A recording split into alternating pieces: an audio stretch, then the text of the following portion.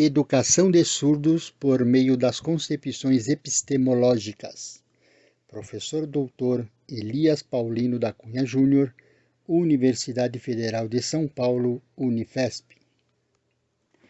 Dê o like e compartilhe. Implementados e que eu acho que vão enriquecer muito o trabalho. A questão da epistemologia surda é uma questão que eu acredito realmente que precise ser melhor investigada e ampliada como um todo no debate acadêmico brasileiro, porque é uma reflexão no campo da epistemologia como um todo que tende a trazer ganhos, né? Isso que hoje o senhor trouxe, de alguma forma, dialoga realmente essa questão que eu tentei marcar no texto, quando eu, em vez de usar a primeira pessoa do singular, uso a terceira do plural, sempre referindo a nós, a nós, a nós. Isso é uma tentativa de marcar no texto uma apropriação de uma consciência em que o eu ele está incluso num nós, e ele dialoga com esse nós de uma forma em que, quando eu me aproprio do nós, eu trago força para a minha fala de dizer que o que eu vivenciei, de alguma forma, é compartilhado com outros sujeitos, e que os impedimentos que eu tive, barreiras que eu tive, elas são também vividas por outras pessoas em níveis e qualidade diferentes, mas elas existem. Isso é uma forma também de presentificação, né? Norbert Elias, né, é um teórico que me traz muito diálogo com isso, onde ele aponta que o eu sempre está incluído em um nós. Não existe um eu que se constitua fora de uma coletividade. Então, quando eu escolho escrever dessa forma, eu não estou padronizando dizendo que todos são assim, né? Mas eu estou fazendo uma justa posição, dizendo que uma parte se compõe da paridade com a outra, no sentido de participação da outra mutuamente. Então, esse nós, ele é um lugar importante, ele é um lugar de presentificar, não como indivíduo, mas como sujeito, no sentido de que tem consciência de que parte do que compõe essa cultura, parte do que compõe essa identidade que a gente está chamando de surda, sou eu, e parte do que eu sou compõe isso no mundo também, né? Então, essa foi uma estratégia de redação para falar desse conceito. Um outro conceito que eu trouxe, que o senhor comentou sobre o lugar de fala, ele é um conceito polêmico, atual, né? Mas ele está ali nesse contexto. O meu uso dele foi no sentido de reconhecer não apenas a ideia de alguém que pode ou não falar, mas de trazer visibilidade para o corpo que fala e para o direito que é dado ou não desse corpo falar sobre si.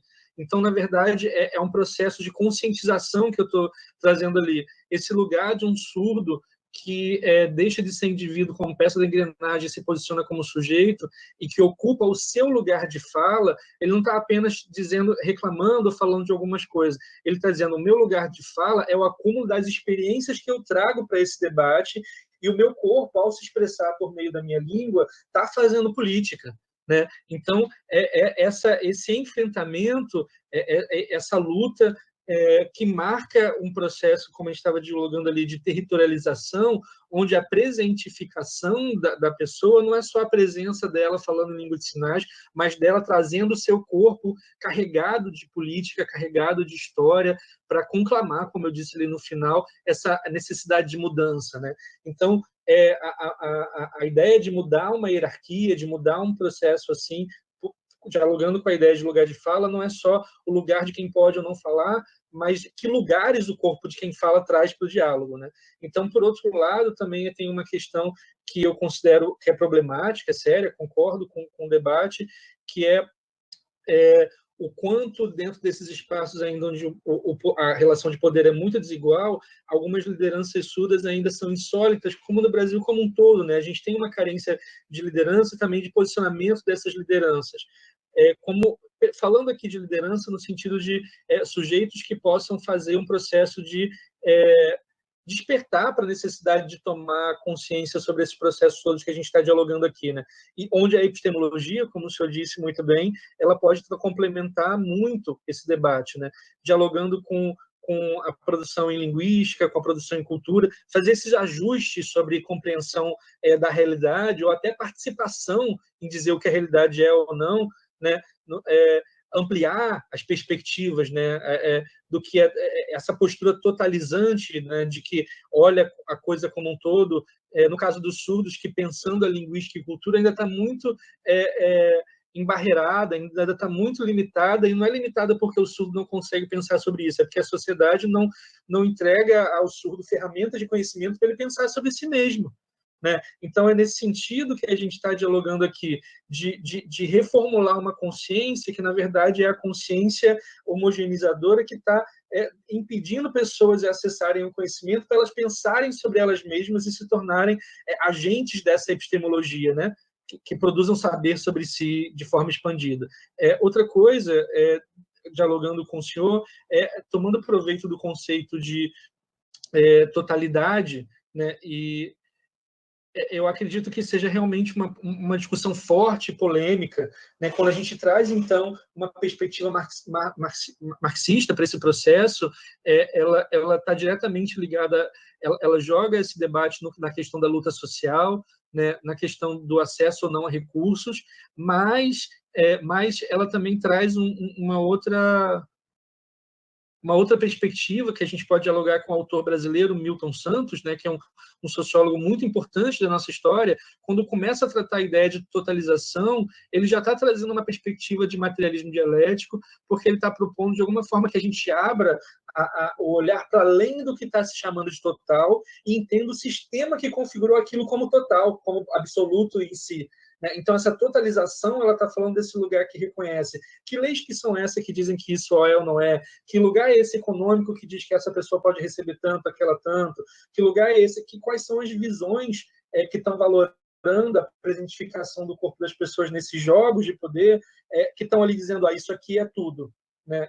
Então, é esse lugar. Então, dialogando com o senhor também sobre o que o senhor comentou sobre fronteira, eu concordo realmente que é um problema sério dialogar sobre fronteira, pensando um outro teórico chamado Martins, né, que eu trago para Martins para esse debate, que ele aponta que o problema é a gente tentar pensar nessas fronteiras que acabam gerando processo de degradação da humanidade das pessoas, né? Então, não é a fronteira só como categoria que ajuda, é a fronteira quando ela começa a se tornar algo que degrada e diz quem é humano, quem não é humano, quem diz quem pode, quem não pode. Então, essas questões elas vão surgindo no trabalho, como o senhor falou, tentando fazer uma relação entre como que esses espaços de reflexão e de direito à reflexão são constituídos, se os sujeitos estão sendo, de alguma forma, fronteirizados como quem pode ou quem não pode pensar sobre a vida. Né? Então, essa relação é uma relação de poder, é uma relação de conflito, como a gente disse ali, né, vertical e horizontal, não é uma coisa ou outra, são as duas coisas agindo simultaneamente, criando as barreiras, né? Quando a gente fala especificamente da relação pedagógica, são barreiras que estão dizendo quem pode e quem não pode aprender, como o surdo deve ou como o surdo não deve ser ensinado, quem é ou quem não é o surdo ou ouvinte na escola. Então, são processos de tomada de consciência que falam de uma identidade que não é para prender o sujeito numa fronteira, mas é para dar ferramentas para ele olhar as relações e enfrentar essas barreiras, né? Se colocar no desafio, no conflito com essas barreiras também. Então, eu espero ter conseguido, com essa discussão, tratar, problematizar mais a questão da alteridade também nessas relações. Né? Porque eu acho que quando eu escolho abrir esses conceitos todos, é para falar de alteridade também. Né? E aí, por isso que a imagem do território ela está sendo chamada ali como uma tentativa de reterritorializar, né? No sentido de retomar o território e questionar aquilo que estabilizou ele nesse lugar, abrindo mais possibilidade dele ser. Né? E aí, eu acho que quando a gente, foi como bem o senhor falou, assim, quando eu trago a vivência surda e o teórico que o senhor colocou, né, o Foucault está nesse diálogo ali, falando da experiência pessoal, né? Quando a gente traz esse debate e convida, por exemplo, as pessoas a fazerem uma revisão, uma genealogia, por assim dizer, de onde o corpo do surdo estava dentro desses processos, a gente vai perceber que existe um lugar de alijar esse corpo, de colocar ele para fora, né? Então, essa qualidade de participação é o que, de alguma forma, está sendo reclamada na tese, né? Porque essa pessoa surda pode dizer alguma coisa para o mundo se essa pessoa surda, por exemplo, o professor surdo, entende o lugar que ele está de forma complexa e que ele entende também que ele tem uma responsabilidade de mudança não só da relação dele com o aluno, mas de como da relação dele com a própria instituição e com as macro valores, macroestruturas que sustentam essa instituição. Nesse sentido, quando eu falo de privilégio, já esse meu argumento agora anterior foi para chegar na ideia de privilégio, é para dizer que esse privilégio está nesse lugar de um surdo que foi impedido de participar das construções onde ele mesmo estava dizendo ser incluído, né? E às vezes o próprio surdo não percebe o quanto ele está envolvido nesses processos, principalmente quando ele chega na questão do mercado de trabalho. Né? Se você tem uma pessoa surda que estava sendo impedida de pensar sobre si mesmo no processo escolar, ela vai se tornar um adulto surdo no mercado de trabalho manipulável. Ela não vai ser uma pessoa consciente nem no lugar dela como sujeito no mercado de trabalho, nem como surdo no mundo. Então, que lugar é esse do professor que está ali? Né? Então, é um lugar onde ele mesmo se entende como parte desse jogo e ele entende que ele faz parte de um processo de conscientização de alunos sobre viverem dentro desse jogo também. Então, eu concordo com o senhor que o conceito de privilégio ele é importante ali dentro, talvez ele possa ser melhor trabalhado, mas ele está diretamente ligado à ideia de posicionamento e territorialização, no sentido da consciência do privilégio, trazer noção para os sujeitos do jogo onde eles estão. Porque se eles não são privilegiados, logo eles são na massa de manobra, logo eles são manipulados. Né? Então, tem um teórico também que eu trago, Ricardo Antunes, ele vem falando sobre o problema do mundo do trabalho e de como a gente ainda tem atividades análogas à escravidão sendo praticadas por aqueles que não têm privilégio dentro desse mercado, dentro dessa sociedade. Então, os sistemas de exploração eles ainda estão ligados. Então, não sei se eu consigo deixar claro, mas a ideia de privilégio ali está articulada com esses outros conceitos.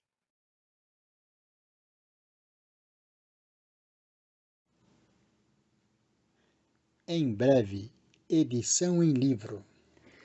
Dê o like e compartilhe.